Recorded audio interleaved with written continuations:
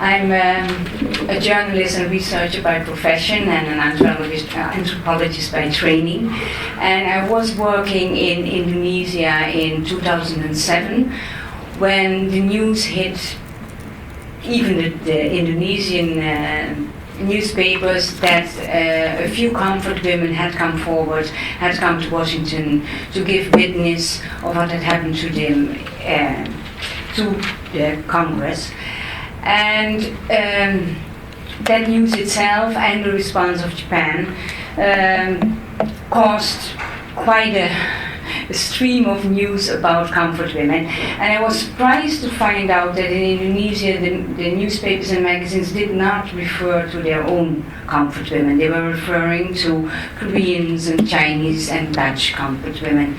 So I went around and asked how come this happened. And then they explained to me that in the 90s they were very busy organizing all these women. And they had come forward, but also to receive compensation through the Asian Women Fund.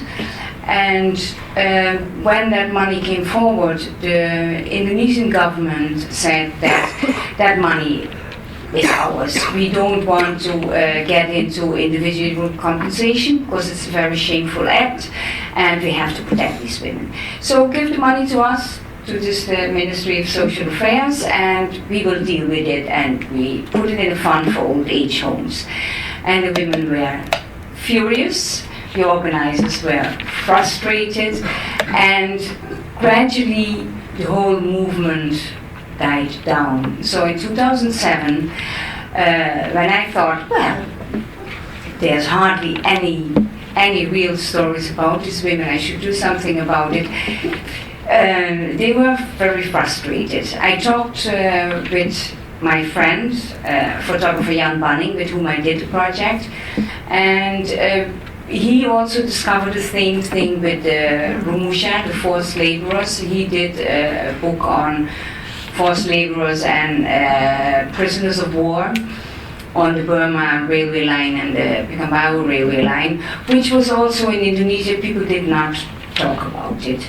So we decided to make a kind of small monument for the Indonesian women, because also in the Dutch history, they did not put that much attention on what happened to the local women. They were really focusing on their own Dutch women and the Indonesian women. But how do you do this? So I started with contacting those organizations who were involved in the first movement of campaign. So there were two groups. One was a legal aid organization who tried to had gathered a group of women to take care of their concerns and had interviewed women. And there was an organization of Hey Ho, which are a kind of help or assistance soldiers, local assistance soldiers for the Japanese army. And they were often the guards, so they knew a lot, and they went around to gather women. They claimed that they had a list of 20,000 former comfort women. The Jogja group had 294 former comfort women. So my first act was going up to them. I spoke to one woman who had been in a comfort station for almost 3 years. That was my first try also to find out how to approach the person, and she was kind of she had come forward, she had been to Tokyo to give witness, so she was kind of used to talk about it. Then I went on to Jogja and I met only 2 people, and then it kind of stopped, because then I found out that nobody has kept the network alive. So all the linkages were gone. Then I got help from a local activist who still knew one kind of middleman, so to speak, and through him, although he got a recent heart attack and he was unable to speak, we took him in a car, and he still remembered the places, so we took him in a car and he pointed out this is where I went, in this village you have to be, and in this village you have to be. So in that way, we found actually our first group of former comfort women who were still alive.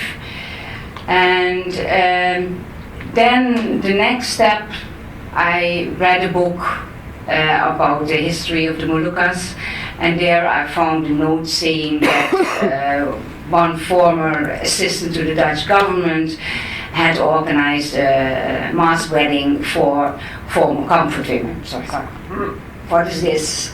So I went to Ambon and asked around and found out where it was, and contacted people on the island, because it was an island far out, Babar and Plawas, and it was confirmed that a few people were still alive. So I could not immediately travel there, because you have to go by boat and then again by ferry. So it was quite difficult, and ferries are not going that often over there.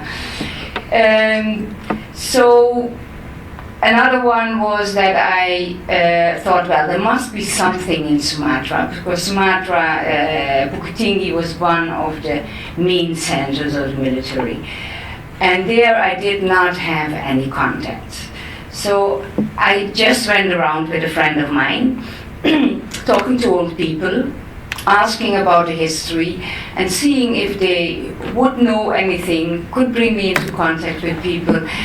And there, for the first time, I got in touch with this group of high-hos, because in the earlier instance, I tried to contact them. They were not willing. They were keeping their list of these 20,000 women, which they claimed for themselves, and said, no, we're not going to deal with it, going to share them with you. So then I found out that this group was also shattered and broken up, but that some of them were willing to help me. So through them, I found some women in Sumatra. Through them also, I found some women in Western Java. And I went to several other places where I heard evidence and talked to some people, but the problem, the additional problem, only not finding women and asking them for permission to be interviewed, but also to be photographed, because I decided with Jan that we wouldn't want to make a major impact, because the issue was in those days already dying a little bit.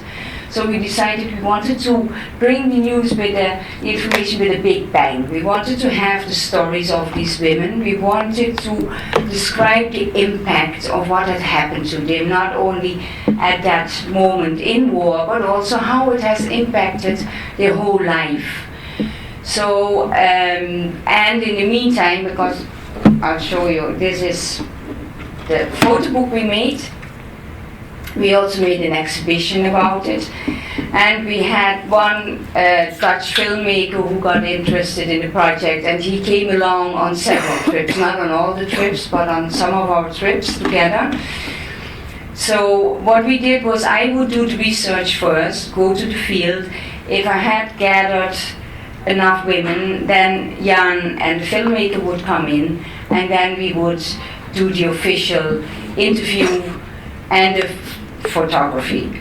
So I would interview them and keeping them back to their memories, then Jan would take afterwards a picture of them. It was extremely difficult for them, and we kind of also decided that after one time it would be enough and we would not discuss it anymore, because sometimes it took hours to really let him talk, because they had to dig very deep to refresh their memory, which they did not want to refresh. So it's like every time I had to convince people, I had to gain their trust and be very sensitive about how to approach them. But yeah, we got more than 50 people I talked to out of the assumedly 20,000 people, which were, I think there were more. They were not only women, many of them were girls. Niem is from Jogja. She was only 11 years old when she was snatched from the street in her village, put on a truck and driven to Western Java. And she was in a tent together with a friend, and soldiers would just come in and rape them. And she said, we hardly got any food, we hardly got any drink, we really hardly survived. Luckily for her, the war was almost over, so she managed to survive. And the same goes for Paini. She was 13 years old, and she was taken from her village to help soldiers to gather food in the area, to help in their kitchen. And then within the barracks, if she was in the barracks, they would grab her, or they would come to her house in the evening and say, you have to come along with us. So you see that there were these formal comfort stations where everything was regulated, which were in the military zone, which were only for military to go to. They had regular working hours, they had medical checkups, they got a Japanese name, and they, like Emma, she stayed there for 3 years, but she was also taken from her home, and the soldiers just came up and said, you have to come along. And her parents said no. But she said, yeah, she's going to find a good job. Don't worry about her. And before she knew it, she had to serve 10, 12 men a day. So that was one of the scenarios. I spoke to Suhati. She was also in a formal comfort station in Borneo. And she was taken away from home by, she was selected by village chiefs, and they said, you have to come along. And she was put on a truck together with young boys who had to work as forced laborers, women who also had to work as forced laborers, and she was one of the pretty young girls who was selected to become a comfort woman without her knowing. The only thing they told her parents and her grandparents was that she would get schooling. So she was put on a boat, and then she was dropped in Borneo, and she was in the brothel that was built by the former Prime Minister Nakasone. And she knows Nakasone. She says we all knew Nakasone was the boss of this brothel. And she stayed there till they started bombarding it in 1944. Then she walked through the woods for almost 2 months to end up in another brothel, another comfort station, and she stayed there till the end of the war. But there were many more who just ended up in a kind of factory warehouse, in a rest and recuperation, where there would come truckloads of men and just go on to them until they were sick, and then they would get cured by a local military and kept as a concubine. So you see all these forms of different forms, and that's enough. We can later elaborate on that.